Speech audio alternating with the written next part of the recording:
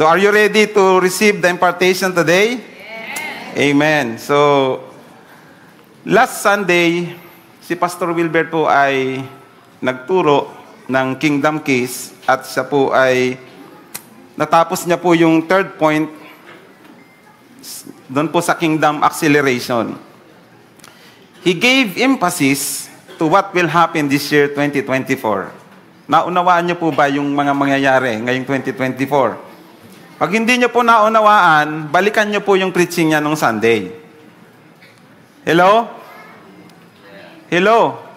Mahalaga po yung first message of the year kasi yun po yung magdidetermine po ng ano natin, ng passion natin, ng inspiration natin to move forward.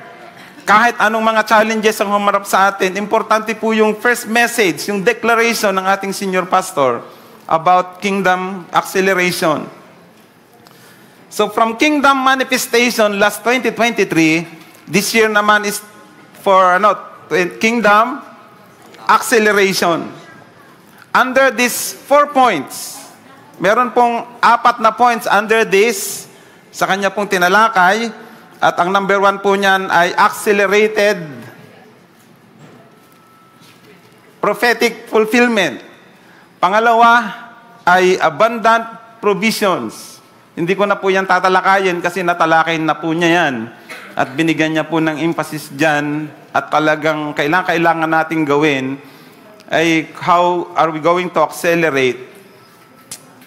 Hindi niya po binigyan ng diin actually yung acceleration eh. Ang binigyan niya ng emphasis yung immediate or explicit obedience.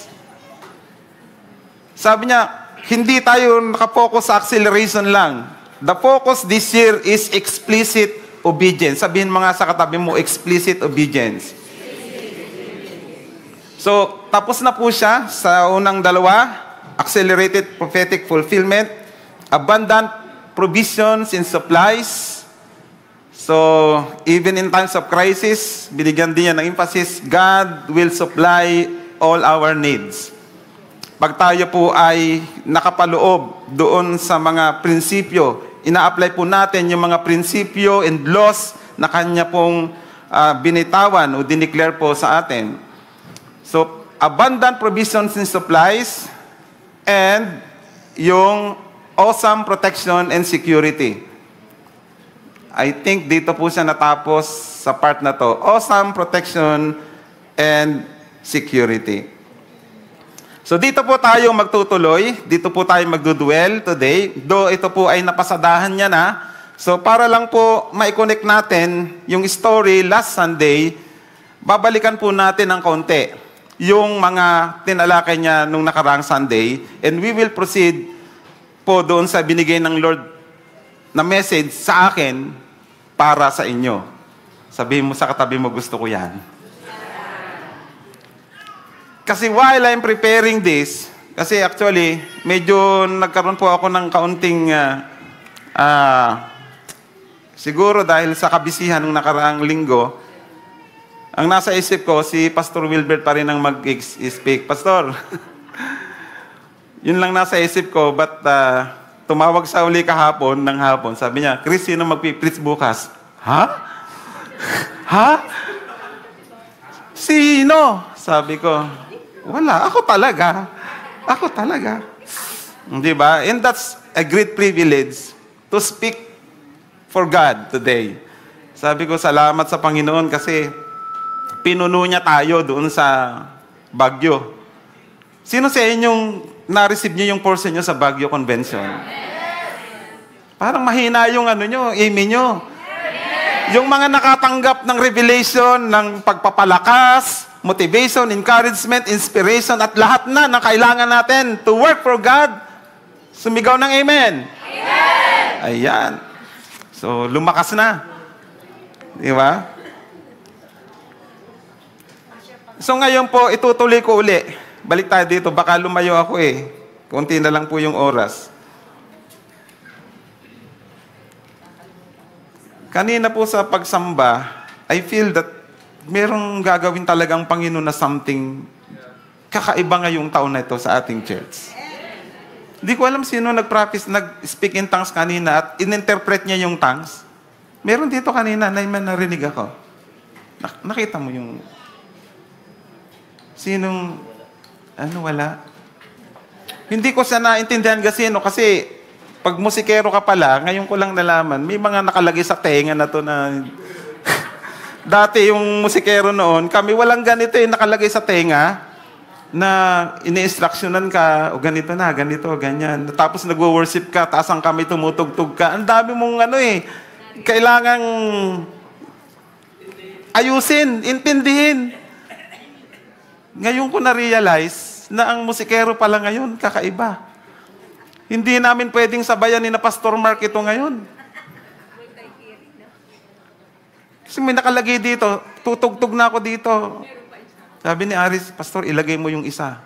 Sabi ko, isa. Pilit kong nilalagay kahit nagsisimula na sila. Yung pala, may nagsasalita doon, nag-i-instruct kung anong gagawin. Kaya hindi ko narinig yung kanina. Hindi ko narinig yung habang nakatahimik tayo, may sister, gusto ko lang na-retain ba na kung ano yung sinasabi ng Lord kanina? Kasi makinig kayo. In times of worship, dapat matuto rin tayong makinig. Hindi tayo pwedeng salita lang ng salita. Kaya yung sinabi ni Pastor Archie kanina, sabi ko may sasabihin ng Lord, Sister, pwede ka bang tumayo? Ano yung sinabing na-receive mo kanina while we are worshiping? Pakibigyan ng mic. Ang naintindihan ko lang. Hello. Walang mic.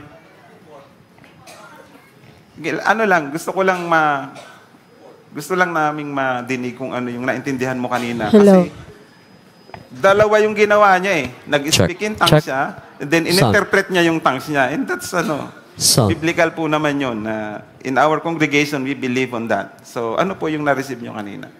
Gusto lang po ni God na i-pray siya, i-bless siya. Yung hindi, kung i-bless siya na pag worship, do not, parang patay siya, pastor, kailangan ibuhay mo siya. Yun lang, magiging buhay yung pagsamba. Okay. So, parang hindi niya nararamdaman na ang praising o pag-worship sa kanya, parang baliwala lang, parang nasa gitna lang po siya. Gusto siya i-praise, ibigay mo lahat ng pag-praise mo sa kanya. Yun lang po naintindihan ko po. Okay. Okay lang, sige.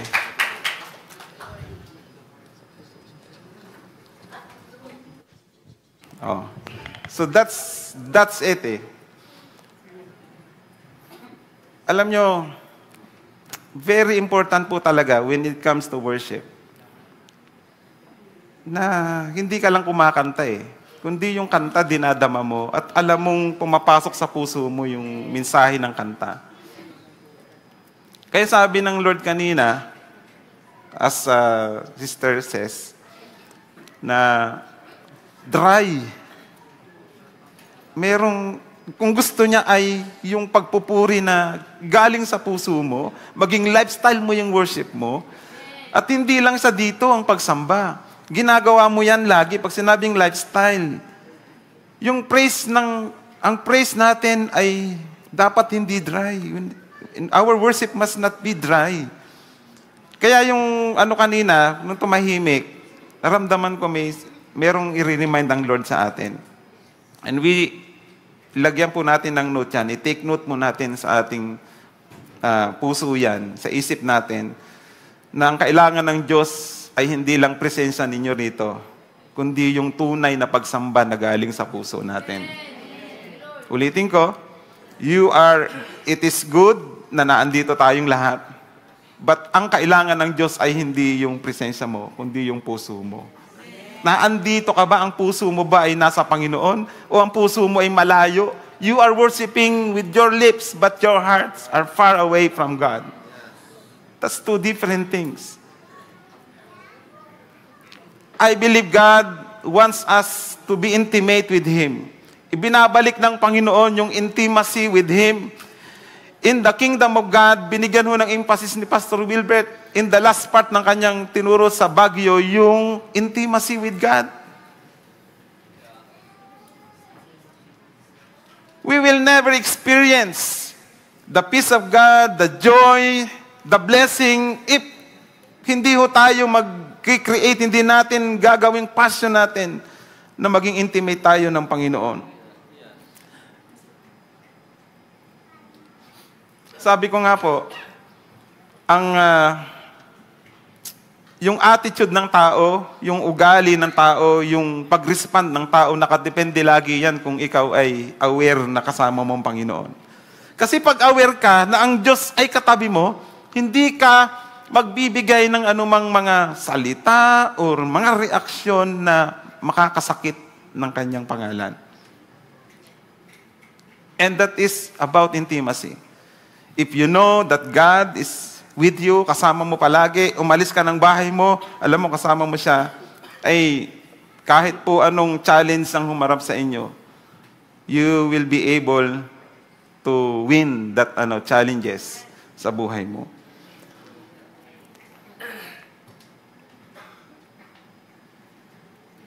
Ang sabi po ng awit 27, dito na po tayo ha. Sabi dito po, awesome protection and security. Ito po ang ating tatalakayin. When we become signs and wonders to others because of the favor of God in us, it will also attract envious and jealous people to discredit and destroy us. So ito pong part na to, basahin natin. Genesis 4:1-9. Sabi dito, Adam made love to his wife, Eve, and she became pregnant and gave birth to Cain. She said, with the help of the Lord, I have brought forth a man. Later, she gave birth to his brother Abel. And now, Abel kept flocks and Cain worked the soil. In the course of time, Cain brought some of the fruits of the soil as an offering to the Lord. And Abel also brought an offering, fat portions, from some of the firstborn of his flock. The Lord looked with favor on Abel and his offering. Look at this word. The Lord looked the offering of this, yung magkapatid na ito. Nakita ko po, pakinig kayo, sa atin pong paglilingkod sa Panginoon, everything that we are giving to the Lord, tinitignan pala ito ng Panginoon. Hindi pala nawawala sa mata ng Diyos lahat ng binibigay natin, whether malaki o maliit, anumang meron ka, is financial, talents, skill, gift na meron ka, na binibigay mo sa Panginoon, I believe tinitignan ng Diyos ito. The moment na mag-decide ka na ibigay sa Panginoon ang something, you want to give something, you want to offer something for God, God looks at you. Tinitignan ng Diyos ang iyong puso. Tinitignan ka ng Diyos kung paano ka magbigay. Ikaw ba'y nagbibigay na naghihingi ng kapalit? Hello? Tayo ba'y nagbibigay sa Diyos na meron tayong inaasam na ipapalit ng Diyos pag tayo nagbigay? O ikaw yung tipo ng Kristiyanong pag nagbigay, inaalaw mo lang, Lord, ibigay ko lang kasi sinabi mo, Panginoon eh. Again, hindi lang ito finances. Hindi lang sa money, your talent. This is very important. Makinig kayo. Uulitin ko, ang offering na binibigay natin, whether it is money or something that we have, gift, talents, skills na meron tayo, gagamitin natin sa Panginoon. God is looking at you. Tinitignan tayo ng Panginoon kung paano natin gagamitin ang lahat ng ito. Cain offer to God na hindi ho nalugod ang Panginoon. Bakit di sa nalugod? Nakita ng Diyos eh. Tinitignan kasi ng Panginoon ang pagbibigay. Hello? Hello? God, the Lord look with favor kay Abel sa kanyang offering. Bakit?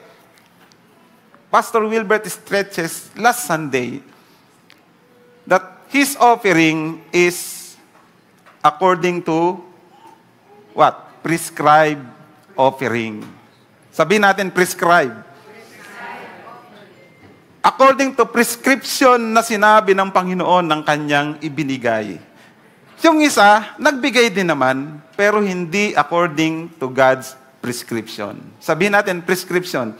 Very important po yung bagay nito. When it comes to giving, to offering, let us follow the prescription given by God to us.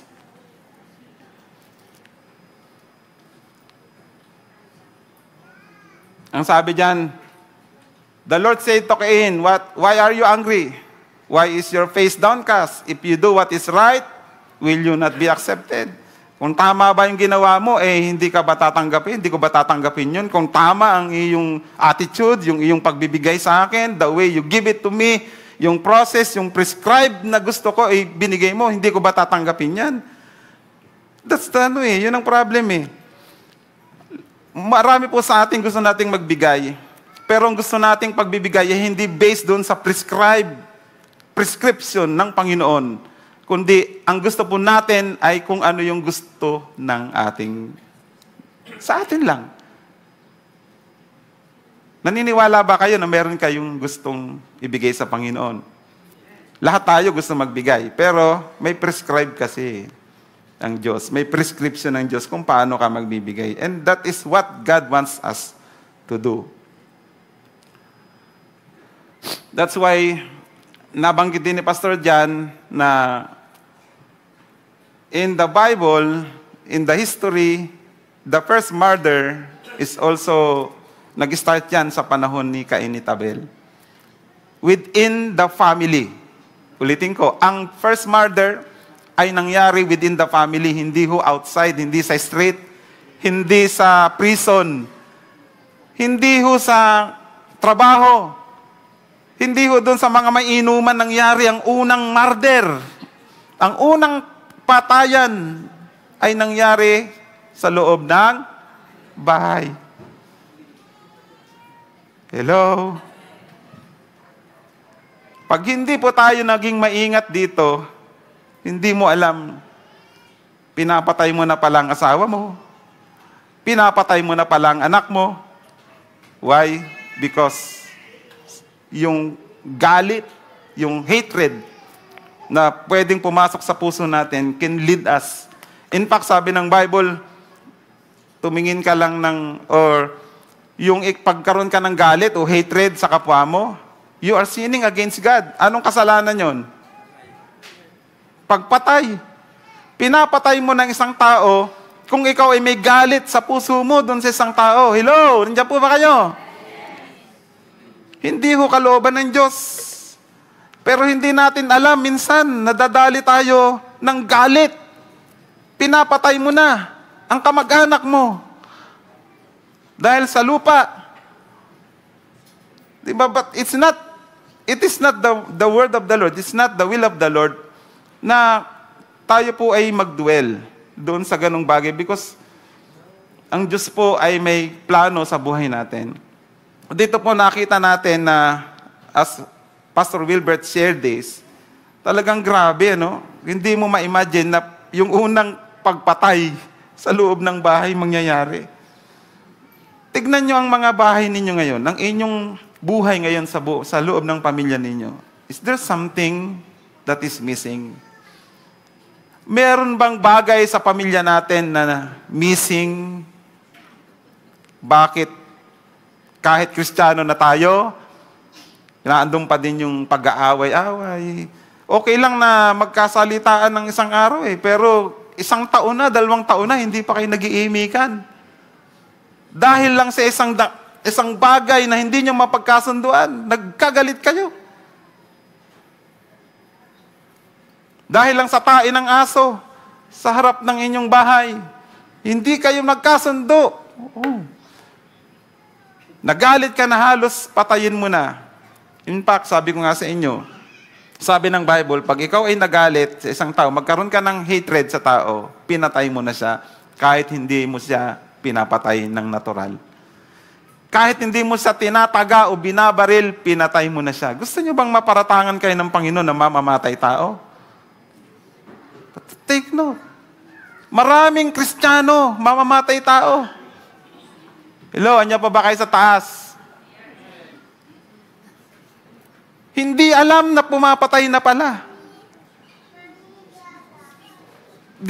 I-share ko po ito sa inyo. Meron po akong sariwang kwento sa inyo ngayong umaga. Pakinggan niyo yung kwento. I discover something from my actual experience yesterday. Here is the story. I decided to change yung PVC door ng CR dyan. Alam yung CR natin sa second floor na yung tanggal? Oh, tumatawa si Pastor Archie kasi siguro may na-discover sa ngayon. But, makinig kayo kung anong istorya dyan sa CR na yan. So, nakita ko sira, siyempre, kailangan ngayon Sunday maayos. So, bumili ako ng bagong door, pinto. Ang binili kong pinto, katulad ng pinto na tinanggal. Sinukat ko yung width, sinukat ko yung height, at yung kapal, sinukat ko. Same. 60 by 190 centimeter. To my surprise, so kaya bumili ako, sabi ko, yun ang ipapalit ko para madali lang. In 10 to 15 minutes, kaya ko siyang ikabit. Nako, na-surprise ako. Bakit? Kasi, pagkabili ko, nung aming isalpak ni Nathan, masikip. O so, anong gagawin ko? Tatanggalin ko yung dulo. Kasi meron pa siyang kaunting nakausli sa mga gilid eh. So, kumbaga, sa dalawang gano, meron sa nakausli. Sa kabila, meron din. So, bumili ako ng blade. Kaya ng blade sa Tinanggal namin. Lahat na, nilihan na, hindi pa rin pumapasok. Ay, lalagyan pa yun ng hinge. Ayaw pa rin pumasok. Pero ako, sinukat namin to eh. Pareho eh, 60 by 109. Yung haba lang, hindi, may kaunting problema. Pero yung kailangan kasi yung width, magkasukat. Hindi talaga magkasya. Hanggang si Tonton, nakatatlong balik na akyat panaog dito. Yung 10 to 15 minutes, 2 oras na kaming nag-aano ni Nathan, hindi pa na yung magawa. Dumating, kaya si Tonton nung umakyat, Pastor, pabalik-balik siya eh. Hindi pa tapos yan. Kanina pa yan ah. Parang inaano na ako ni Tonton. Ang tagal niyan. Parang sabi niya, ang tagal niyo naman gumawa dyan. Si Nathan, ay, ako, karpintero ako. Alam ko yung ginagawa ko. Sabi niya, Pastor, merong ano dito, meron akong grinder. Sabi ko, maganda. Sabi ko, 3 minutes lang to, tapos to. Alam niyo nangyari? Halos napudpud na yung magkabilang side. Hindi. Pumapasok ba? Pumapasok, pero ang hirap. Kailangan mo siyang laksa ng ano. Tignan niyo yung side. Halos mapunit na yung ano.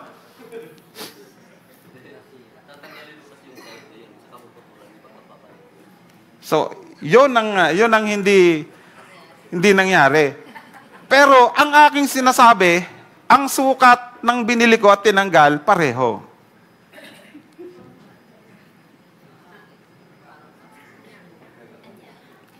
Eto ang lesson na gusto kong i-share sa inyo. There are lessons. O sige, wag muna to. Nung paalis tayo papuntang Baguio,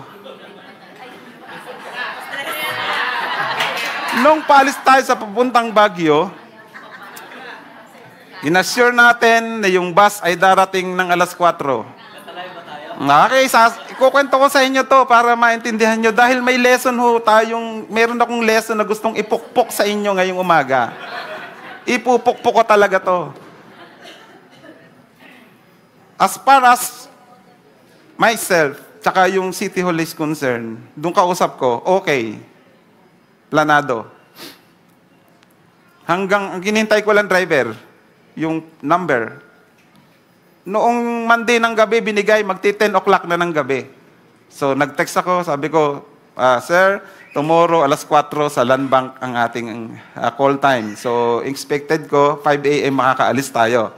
Call time 4 a.m. eh. So, alas 3 pa lang ng madaling araw, halos wala akong tulog noon nung magdamag na yun kasi parang natatay ako na hindi ko maintindihan na parang merong something na mangyayari. Alas 3 ng umaga, tinawagan ko yung kasi hindi sumagot yung driver. Hello? Sino to? Sabi ko, patay. Sino to? Sabi ko, kami po yung aalis ngayon papuntang Baguio, alas 4. Ay, hindi ko alam yan. Naku po, sabi ko, yari. Lalo na kung natatay na hindi ko maintindihan. Kasi alas 4 ang alis, alas 3 tumawag ako, 3:30 na. Sabi ko sa pamilya ko, maligo na kayo, hayaan niyo muna ako dito, huwag niyo akong pakialaman kasi baka sumabog yung dumi ko rito. Sa nangyayari, tawag ako sa City Hall, tawag ako sa driver. Hindi niyo alam yung istorya, di ba? Pero ang gagaling niyo, ang mga salita ninyo, parang alam niyo yung istorya. Ganyan tayo, di ba? So, pinilit ko. Hanggang nag-decide, nagalit na rin si pastor sa akin. Sabi niya, pambihira, ganyan. Siyempre, alam mo naman si pastor, alam ko yon, ay tinatanggap ko. Every time na merong rebuke o instruction na dapat kong gawin, tatanggapin ko yan. Wala akong choice. Tatay ko yan eh. Kung anong gusto niyang gawin, gagawin ko yan kahit mahirap. So, yon. Nagkasundo kami. Sabi niya, sige, ganito na lang. Mag-commute tayong lahat. Mag-commute na lahat ng mga isip ko, mga senior citizen to. Saan ko paglalalagi ko, commute kami. Giniisip ko, may something sa akin. So, what we did po ay nag-double check ulit. Kasi walang reply sa City Hall eh. Kahit yung pinaka-head nila, hindi nagre-reply. Sa tamang-tama, nakausap ni Pastor Boots yung nagdi-deploy. Dispatcher. So doon, sabi ko, sir, paano ito? Naulan dito, tapos alas 5 na. Magka-alas 6 na, hindi pa nakakaalis yung mga tao. Naka-ready na kami, tapos ganito mangyayari. Ay, awa ng Diyos, sabi niya. Sabi ko, pag po ito ay, makakarating po ito sa kinauukulan. Ngayon din po, makakarating to sa kinauukulan. So, sabi niya, ay, pastor, sandali lang, gagawa natin ng paraan. Gagawa ng paraan. So, mangyari, nag-ano sila ng bus, biglaan. Hindi alam ng buo na. So, in short, nag-grant din po yung bus. Pero, yung isang bus, tumirik doon sa taas, papakyat ng Baguio. So, anong naramdaman nyo? Sige, tatanungin ko kayo. Anong naramdaman nyo nung nasa time kayo na pressure kayo, yung iba gusto nang mag-back out, uwi na ako? Anong naramdaman nyo? Natuwa ba kayo nung merong character fortification na ginagawa ang Lord during that time sa inyo? Ang ganda ng declaration natin nung last Sunday. Sa ating worship, nag-declare doon.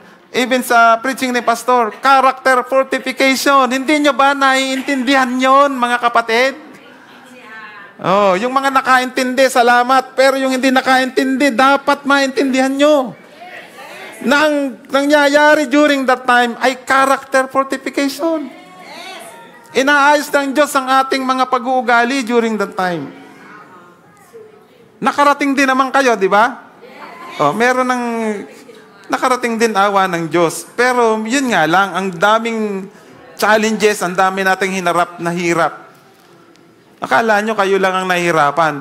Mas lalo yung leader ninyo ang nahihirapan kung paano gagawin ng lahat at aayusin ng lahat. Kaya po kayo na minsan na nagkakaroon kayo ng sama ng loob agad, bakit ganito? Di ba, nagbayad naman kami. Ano kung nagbayad ka? May ginagawa nga kasi si Lord eh. Bakit hindi mo maintindihan? So that is another issue. God is working sa buhay mo. So anong truth, anong lesson po ang nakita ko doon sa bus, tapos kagabi, na yung 10 to 15 minutes, inabot kami ng 3 oras bago maikabit yung gusto ko nang sirain yung pintuan at wag nang lagyan ng pinto dahil doon sa, ang tagal ginawa, plastic lang naman. Ayun, plastic kasi. Ang hirap gawin talaga pag plastic. Ang hirap i-disciple ng plastic. Ang hirap palakasin ng plastic. Ang hirap pilitin ng plastic. Hindi tumatanggap ang plastic.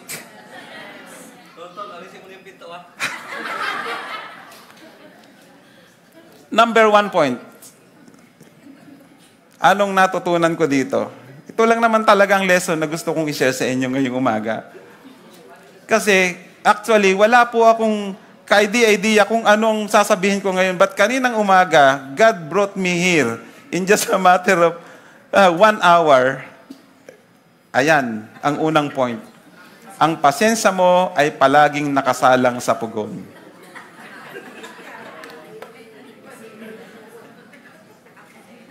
Pag ikaw ay nasa kingdom ng Panginoon, mas above ang gusto ng Panginoon sa atin. Mas iba tayo dun sa mga nasa mundo. Tama? Iba ang level na naktingin ng Diyos sa atin kasi anak tayo sa kingdom. Kabilang tayo sa kingdom ng Panginoon. Kaya ang gagawin ng Lord, makikita ninyo, number 1, ang pasensya mo ay palaging nakasalang sa pugon. Pwedeng maganda ang... nakakita na kayong tinapay na pasensya dati? Nakita niyo yung pasensya na tinapay? Pwedeng pagsalang mo, maganda yung luto, masarap, pero pwedeng masunog din. Maging mapait yung pasensya mo.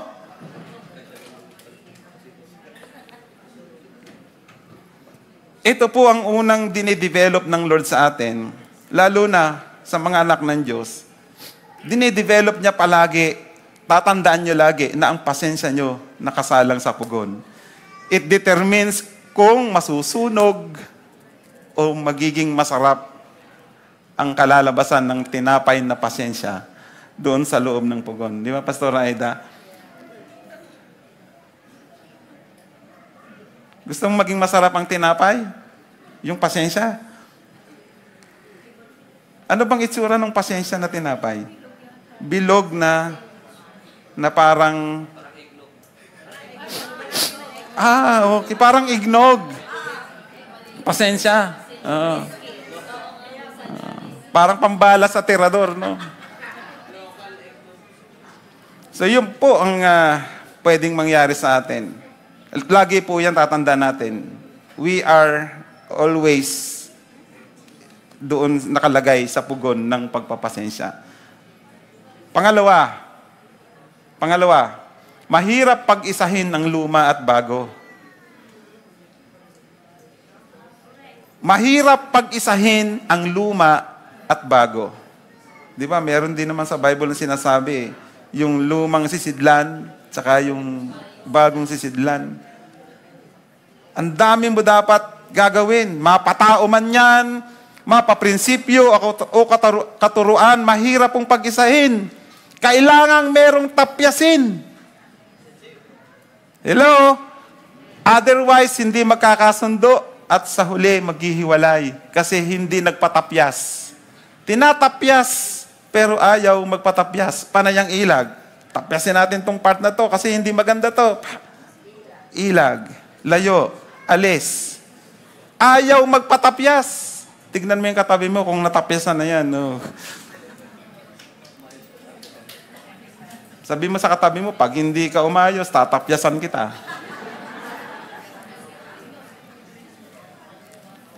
Ulitin mo sa kabila, sabi mo, pag hindi ka umayos, tatapyasan kita.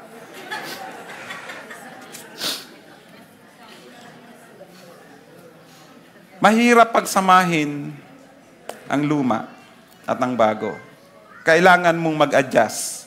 Maraming adjustment na kailangan gawin bago siya maging maayos.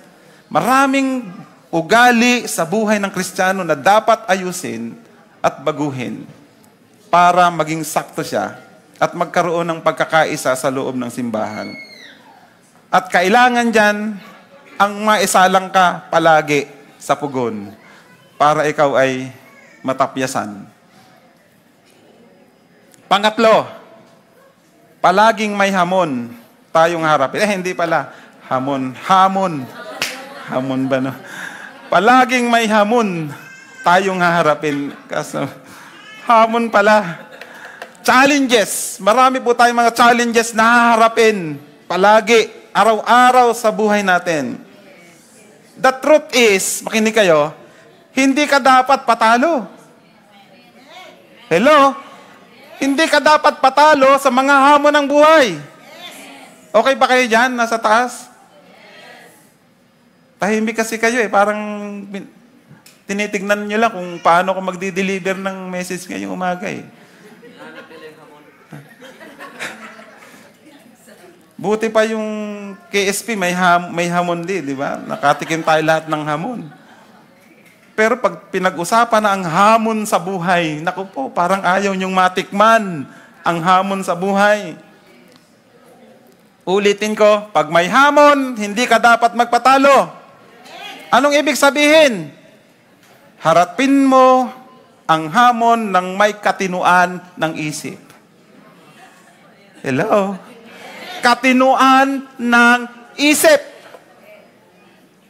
Hindi pwedeng bara-bara ka. Maging matino ka. Mahirap harapin ang hamon pag wala tayo sa katinuan ng isip. Makinig kayo. Ang iba kasi, makinig kayo lahat ha, makinig kayo. Ang iba kasi, bibig ang inihaharap kapag may hamon. Sabihin mo, bibig. Ay paano kung tao yung hinahamon o palagi kang hinahamon ng tao? Doon papasok yung sinasabi ng Old Testament, ngipin sa ngipin. Ano? Pastor Archie, ngipin sa ngipin, mata sa mata, ngipin sa ngipin. Ako, hindi. Bibig sa bibig. Ano ibig sabihin yan? Palitan ng maaanghang na, masasakit na, o hindi ngipin sa ngipin, bibig sa bibig. Ratatatatatatatat. Yan naman, ratatatatatatatat. Ako naman, ratatatatat. Yun naman sa ratatatatatatatat. Hanggang hindi matapos. Bibig sa bibig talaga eh. Lahat na ng kasamaan ito, itinuro na. Ikaw, ayan, ganyan ka, yan. Ikaw din, ganyan ka, masigit ka. Ikaw din, masigit ka. Hanggang hindi ho natapos. Natulog ng parehong masakit ang bibig. Kada dada ka, kasisigaw. I want to show these verses to you. Basahin nating lahat ha, samahan niyo ako. Hanggang anong oras nga ba tayo? Hanggang anong oras tayo? 11. Sige, tatapusin ko po ng 10. Tignan natin, basahin natin. 1, 2, ready, go. Tayong lahat ay nagkakamali sa iba't ibang paraan. Ang sino mang hindi nagkakamali sa kanyang pananalita ay isang taong ganap at marunong magpigil sa sarili. O, stop muna tayo. Ang hindi raw nagkakasala o sino mang hindi nagkakamali, ito raw yung tao na marunong, isang ganap at marunong magpigil ng sarili. Yung bang sasapakin mo na, hindi, talaga naman, hindi mo magawa-gawa. Bakit? Marunong kang magpigil sa sarili. Ang tawag sa'yo, ganap ka. Diba? Sino mang hindi nagkakamali sa kanyang pananalita? Sabihin natin pananalita. Oh, saan ba nagmumula lagi ang problema? Sa pananalita. Kapatid, sa mga anak ng Diyos, pinapaalalahanan na tayo ng Panginoon tungkol sa ating pananalita. Di ba? O, tuloy natin. Kapag nilagyan ng renda ang bibig ng kabayo, sabihin natin bibig. Yung bibig ng kabayo, sabi diyan, ito'y napapasunod natin at napapabaling saan man natin naisin. Buti pa yung kabayo, pag binusalan mo, kaya mong ipaling kung saan mo man gustong ipaling, kung saan pupunta yung kabayo. Tignan ninyo sa kasunod. Gayon din naman ang barko. Kahit ito'y napakalaki at itinutulak ng malalakas na hangin, na ibabaling ito saan man naisin ng piloto sa pamamagitan ng napakaliit na timon. Ganyan din ang dila ng tao. Maliit na bahagi lamang at katawan, ngunit napakalaki ng mga ipinagyayabang. Sa pananalita, doon lumalabas yung kayabangan ng tao. Ipinagyayabang ng tao. Ano pa? Isipin lamang ninyo kung paano nagpapalagablab ng isang maliit na apoy ang isang malawak na kagubatan. Saan ba nagsisimula ang apoy? Maliit lang. Meron lang puspuro. Isang maliit na puspuro na halos hindi mo makita pag naandyan ka sa dulo. Pero pag ito'y naapuyan, ilagay sa kagubatan, masusunog lahat. Ang bahay ay masusunog dahil sa maliit na apoy. Ang dila ay parang apoy. Isang daigdig ng kasamaang nagpaparumi sa ating buong pagkatao. Ito pala yung nagpaparumi sa pagkatao ng isang tao. Napakaliit ng dila mo, pero kaya niyang parumihin ang buong pagkatao mo.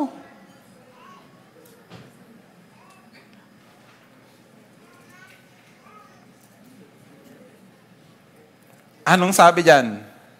Ang apoy nito ay mula sa ang apoy ay hindi galing sa Diyos. In the context dito sa pinag-aaralan natin. Ang apoy nito ay mula sa impyerno at sinusunog ang lahat sa buhay ng tao. Ano raw sinusunog? Buhay ng tao. Ilan? Lahat sa buhay ng tao ay kayang sunugin ng maliit na dila. Ang dila ang pinagmumulan ng apoy. Kaya po yung mga salita natin ay dapat iniingatan natin, lalo na kung hindi po ito makakapag-bless ng tao. Kung ito ay magsusumpa ng tao, lagyan mo ng stapler, busalan mo yung uso mo. Mas mabuti nang nakabusalang uso mo kaysa ang ganda-ganda mo pero punong-puno ng sakit at hinanakit ang iyong puso. Hindi baling masama itsura mo, ang puso mo naman ay maganda kasi ayaw mo magkasala eh. Busalan mo yung uso mo. Pwede bang hindi magkasala? Pwede. Anong gagawin? Eh di, pigilan mo magsalita. Busalan mo yung uso mo. Hello, kaya yung busalan yung uso nyo pagka medyo mainit na yung discussion sa asawa mo, sa biyanan mo, sa kapatid mo, sa umutang sa'yo. Busalan mo na lang uso mo. Kaysa ikaw ay mapahamak. Kaysa masunog ang buong buhay ng tao. Di ba? Ang linaw dyan eh. Nasaan na? Yan. Ang apoy na ito ay mula sa impyerno at sinusunog ang lahat sa buhay ng tao. Kaya pala, nagkakaroon ng paghihiwalay, di ba, sa mag-asawa. Maliit lang na bagay nagsimula. Nagsimula lang sa sapatos. Nagsimula lang sa isang itlog. Saan na yung itlog ko rito? Ulam ko yun eh. Nawala. Dahil sa itlog, nagkasira ang mag-asawa. Nag-away sa loob ng bahay. Because of your tongue. Dahil sa mga bibig natin na hindi natin kayang supilin. Hindi natin kayang pigilin. Tingnan niyo to. Sabi dito, lahat ng uri ng ibon at hayop na lumalakad o gumagapang o nakatira sa tubig ay kayang paamuin at napapaamo ng tao. Tama, pati nga leon eh. Mga tigre, makita mo sa YouTube, nanonood kayo, ahas, cobra, gaganyanin niya, hindi sila kinakagat. Yung leon, papasok, yayakapin lang. Yung tigre, ganun din, napapaamo nila ang hayop. Mabuti pang hayop, napapaamo. Yung isang hayop, hindi mapaamo. Bira, no? Parang gusto ko na lang maging tigre.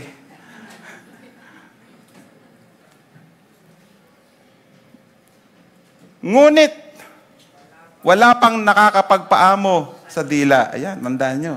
Ang sabi ho ni Apostol Santiago, Apostol James, wala pang nakakapagpaamo sa dila. Makinig kayo. Hindi namin kayang paamuin ang dila ninyo. Kahit mag-preach kami ng mag-preach dito, mag-tanks kami ng mag-tanks dito, at i-lay hands namin kayo. Kahit anong gawin namin sa inyo, mga pastor, kahit si Pastor Wilbert, hindi niya kayang paamuin ang mga dila ninyo. Ang dila natin, tayo ho ang responsable kung ano ang dapat nating gawin. Ang Biblia na nagsabi, wala pang nakakapagpaamo sa dila. Pero sa mga tigre at mga leon, napapaamo. Can you imagine? Ganon katindi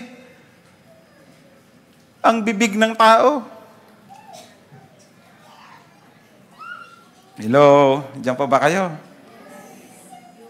Pag tinatamaan ka, sabihin mo na lang, Amen. Di ba? Sabi dito, ito ay kasamang hindi mapigil at puno ng kamandag na nakakamatay. Nako. Ang kamandag mo pala, nasa dila mo.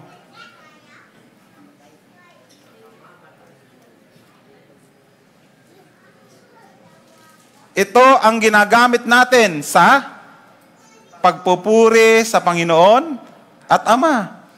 At ito rin ang ginagamit natin sa panlalait sa taong nilalang na kalarawan ng Diyos. Tignan mo uli ang katabi mo. Kalarawan ba ng Diyos yan? Maganda ba yan? Guwapo ba yan? Kalarawan ba talaga ng Diyos yan?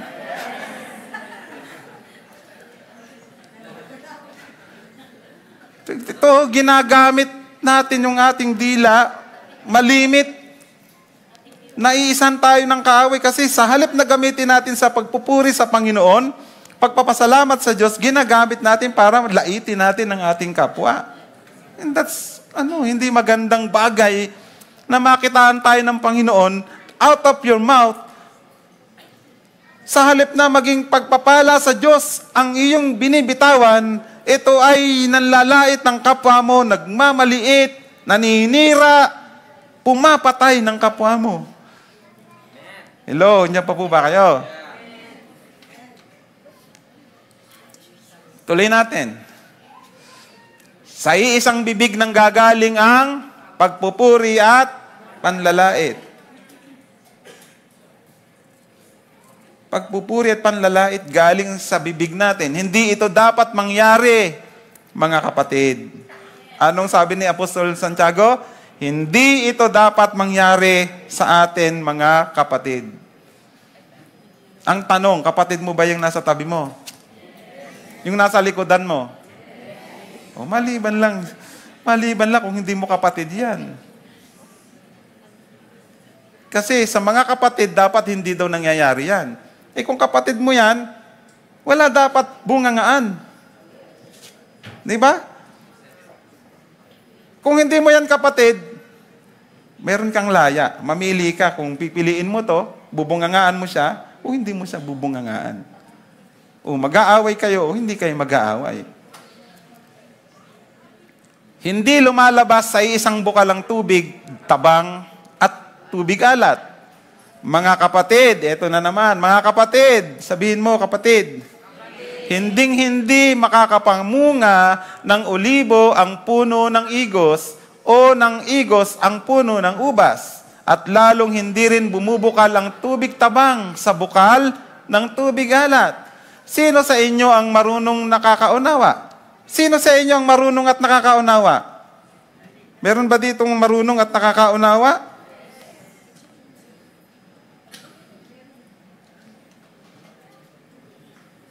Ipakita nyo ito sa TCTL Church. Kung kayo ay nakakaunawa, kung kayo ay marunong talaga, magagaling kayo, ipakita nyo yan sa TCTL Church. Sakto. Sabi ni Lord, hindi sa iba yan, sa TCTL talaga yan. Kaya yon, asaan na tayo? Ipakita ninyo ito sa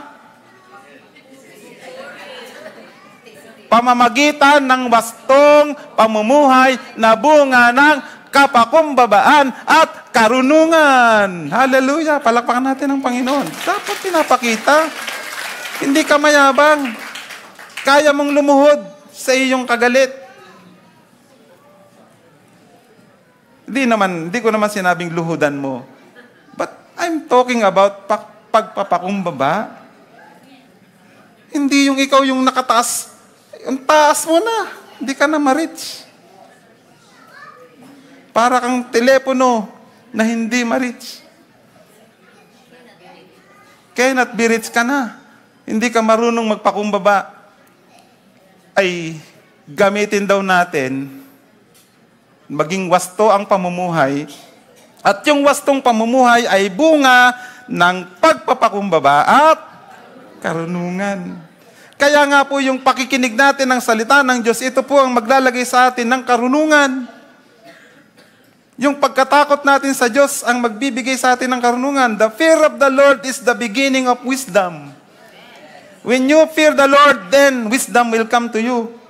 Pero kung wala kang takot sa Panginoon, wala kang pakialam. Kahit sinong bungangaan mo dyan, wala kang pakialam.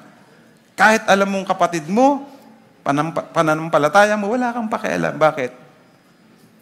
Wala kang takot sa Diyos eh. Everything starts in the fear of the Lord. If you fear God, hallelujah, matututo kang magpakumbaba. At hahanapin mo yung karunungan, hindi sa karunungan ng tao. Ay, ano ba pwede kong gawin dun? Kasi, alam mo kanina, grabe yung pananalita niya. Akin ang sasampahan ng libel yan eh.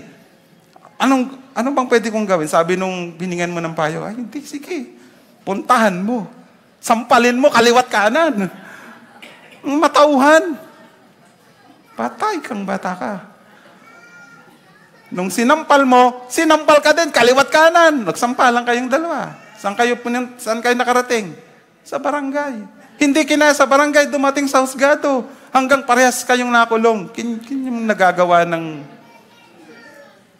hindi natin pag-aayos ng ating pamumuhay sa pamamagitan ng pagpapakumbaba at paggamit ng salita ng Diyos. Anong sinasabi ng Panginoon? Again, the fear of the Lord is the beginning of wisdom. Hanapin nyo sa Bible yan. Huwag nyo na akong paghanapin. Ngayon lang kasi dumating yan. Nasaan na? Tayo.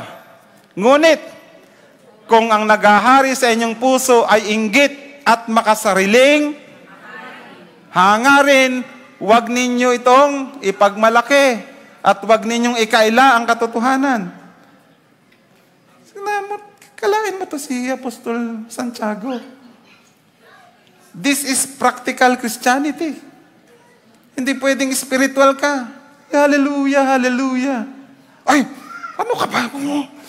Spiritual ka pero pag tumataas ang high blood mo. Ang dali mong magalit. Ang dali mong mainis. Pero praise God, hallelujah. Pag may problema, galit na galit ka. Hindi mo alam kung anong gagawin. Ngunit kung naghahari sa inyong puso ay inggit, at makasariling hangarin, huwag ninyo itong ipagmalaki. Wala tayong karapatan na ipagmalaki yung pansarili nating hangarin. Hangarin mo pa lang yan. Ikaw lang ang may hangad yan, hindi hangarin ng Diyos yan. Kaya huwag mo siyang ipagmalaki kasi sa'yo lang yan. Sabi mo sa katabi mo, sa'yo lang yan. Hindi galing sa Diyos yan. Ang hangarin na maka-Diyos ay hindi magtutulak sa'yo para makasakit ng kapwa mo, para tapakan mo ang kapwa mo. Mga kapatid, this is Christianity. This is Christianity. We are talking about Christ. Ang buhay ni Kristo na tinanggap natin ang dapat nakikita sa atin. Hindi yung buhay mo dati nung ikaw ay wala pa kay Kristo. Tapos na yon. 2 Corinthians 5:17. Therefore, if anyone is in Christ, he is a new creation. All things has gone. Behold, all things are new. Ang lahat daw ng nakalipas, tapos na yon. At ngayon, bago na ang pagkatao mo. Amen ba? Amen. Sana tayo. Ang ganyang karunungan ay hindi galing sa langit. Nako, ayan na. Grabe, ano? Ang galing ni Lord. Ayaw niya tayong ipahamak. Etong karunungan na ito ay makalupa, makalaman, at ano pa? Mula sa demonyo. Ang linaw, no? Hindi pala galing sa Panginoon yung hatred, yung bitterness, yung pagsama ng loob mo. Minsan, nasama ka ng loob, pero madali kang magpatawad, madali kang mag-release ng forgiveness. Just a matter of seconds, na-realize mo, ay, hindi ito ang kalooban ng Diyos sa akin. Hindi ito ang dapat maging attitude ko. Hindi ito dapat ang aking maging response sa tao na to na gumagawa ng hindi maganda sa akin. Immediately, pak! Pinatawad na kita. Everything, parang yung pader, pak! Guho agad. Hindi yung every time na masasaktan ka, nagbibuild ka ng wall, ng pader, hanggang hindi mo na makita, hanggang sobrang taas na, hanggang nung gumuho na, ikaw ay natabunan. Patay. Saan pumunta yun? Sa'yo din. Ikaw din ang mapapahamak. Hindi yung tao na sinaktan mo. Hello? Sinong gumawa ng kapahamakan? Ang Panginoon? Hindi, ikaw. We have the choice para gawin ang tama at ang mali. So again, ang ganyang karunungan na hindi galing sa langit, kundi makalupa, makalaman at mula sa demonyo, sapagkat saan man naghahari ang inggit at makasiriling hangarin, naghahari din doon ng kaguluhan at lahat ng uri ng masamang gawa. Yung pala yun. Doon pala nagsisimula yung mga bagay na to. Yung kaguluhan pala ay nagsisimula sa mga inggit, ano pa? Makasariling hangarin. At kapag ito daw ay naghahari sa inyo, sa akin, anong sabi?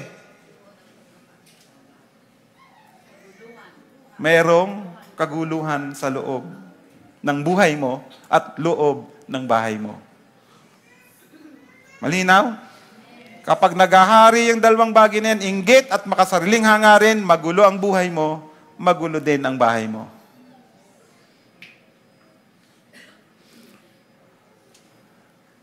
Ngunit ang karunungang mula sa langit, una, sa lahat ay malinis, sabay-sabay, mapayapa, maamo, mapagbigay, puno ng awa, namumunga ng mabubuting gawa, hindi nagtatangi at hindi nagkukunwari, namumunga ng katuwiran, ang binhi ng kapayapaang itinatanim ng taong maibigin sa kapayapaan. Hallelujah! Palakpakan natin si Lord. Yung pala yun eh. Ang karunungan pala na galing sa Panginoon ay napakalinaw. Kung ito'y galing sa langit, mabubuting gawa. Malinis ito. Walang dumi. Walang bahid dungis. Malinis ang hangarin. Mapayapa. Higit pang mapayapa. Hindi conflict, walang confusion. Walang conflict, walang confusion, mapayapa. Ano pa? Maamo. Paano ba yung maamo? Pwede bang maging maamo yung galit? Tingin nyo. Pwede bang maging maamo yung galit? Hindi. Mahirap maging maamo yung galit. Mapagbigay. Oh. Mapagbigay ka ba? O lagi kang nangihingi na, hindi, ako ang tama eh. Hindi. Ano pa? Puno ng awa. Marunong ka ding maawa.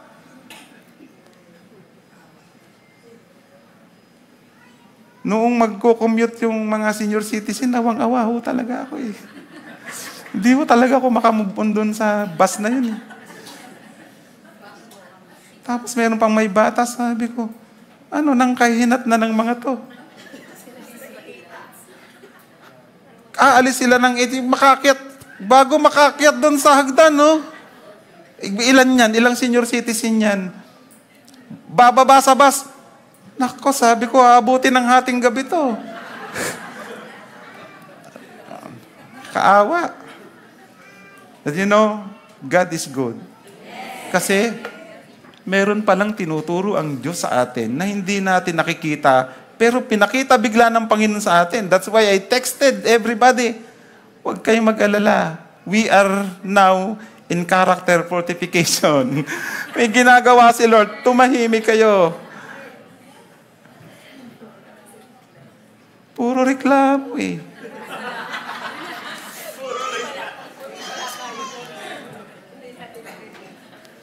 Ay, paano kung ako naman ang magreklamo? Paano naman eh, ang bayad nyo naman ay ganito lang. Tapos ganyan kayo mag-demand. Hindi nga kayo siningil ng ano eh. Tapos, hindi ko kayo pinapagalitan ha. Sinasabi ko lang po, this is reality, life. Ito yung realidad ng buhay na minsan hindi natin napapansin. Pero may tinuturo na palang Panginoon, hindi natin nakikita. Kaya ako pinapakita sa inyong mga ito para sa susunod na taon, mas marami na tayo, mas ilang bus na kukunin, hindi na magkakaproblema sa inyo. Kahit magkaproblema ang bus, walang problema sa atin. Tatandaan ko yan ha, nag-amen kayo. May attendance tayo kanina, di ba? Oh, sige, pag meron diyang pumalag na naman, itatapon natin sa sa bagyo dun sa bangin para wala nang ano.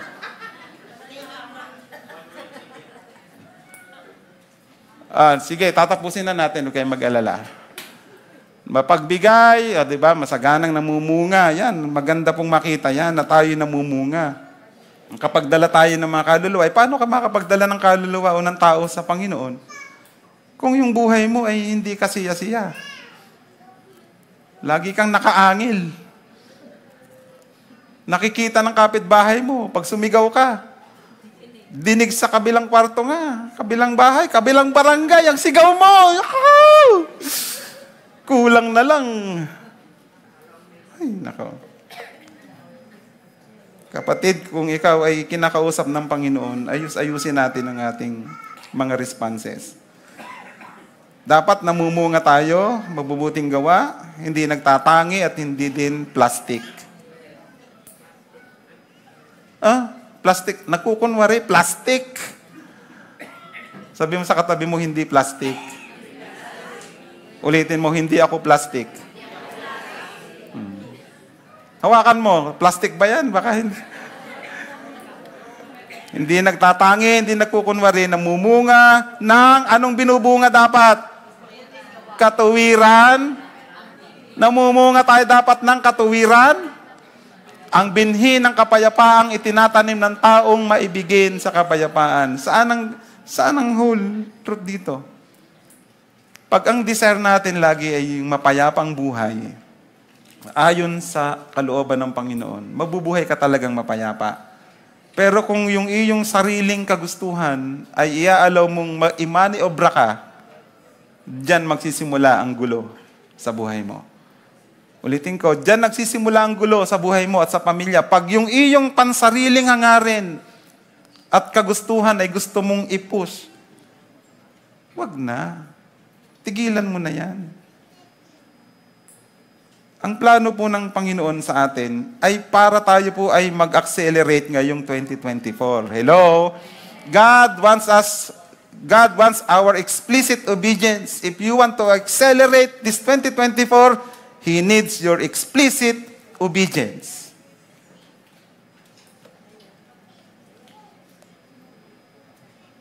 Tapos na. Sabi W.R. right responses to hard situations, persecutions, and accusations accelerate us in our journey towards promotion. Sino po sa inyong gusto nyong i-promote ng Lord ngayong 2024? Your business, your career, and everything. Then, follow this. Respond right in every negative situations. Whether it is your hard situations, your persecutions, sa family mo, kanino man, and accusations. Because it will accelerate you this year, 2024. Tayo po tayong lahat. Thank you, Lord God. Panginoon, marami pong salamat sa kabutihan ninyo at salita ninyo na amin pong na-receive ngayong umaga. We thank you for your grace and the power of your Spirit na kumikilos sa aming buhay, sa aming kalagitnaan. Alam ko po, Panginoon, ngayong umaga, sa halip na matisod ang inyong mga anak, sila po'y magbabago. This is what you want, Panginoon, sa bawat isa sa amin. Kami ay tuloy-tuloy na matransform, mabago, Panginoon, ayon sa plano ninyo, ayon sa kagustuhan nyo. Kasi gusto nyo pong iangat lahat ng aming buhay. Gusto nyo iangat lahat, maging aming kabuhayan, Panginoon. Ang aming estado sa buhay, Panginoon. This is your will, O God, sa inyong mga anak sa iglesyang ito. Na maranasan namin, Panginoon, ang maganda at mapayapang buhay.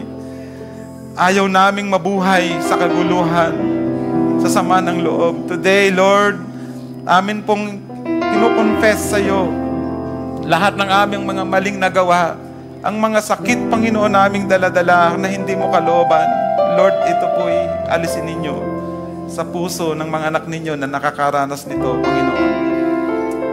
Lord, thank you kasi alam po namin na sa taong ito, patuloy nyo kaming babaguhin. At yung aming intimacy sa inyo ay i-restore ninyo, Panginoon, in daily basis, Panginoon. Sa paggising pa lamang namin ng umaga, ikaw na ang aming hinahanap. Sa aming pagtatrabaho, Panginoon, nandoon ang presensya nyo. Hanggang sa aming pagtulog, Panginoon, ikaw pa rin ang hinahanap namin, Panginoon. Create a desire in our hearts, Lord. So that all of these things na kung saan ay nakakasira, Panginoon, ng buhay namin at ng aming kapwa ay mawala. At mabago lahat, Panginoon, because of your presence in our lives. Thank you, Lord Jesus, for this morning. I pray that you will continue to guide us sa lahat ng katotohanan na nais ninyong ituro sa amin.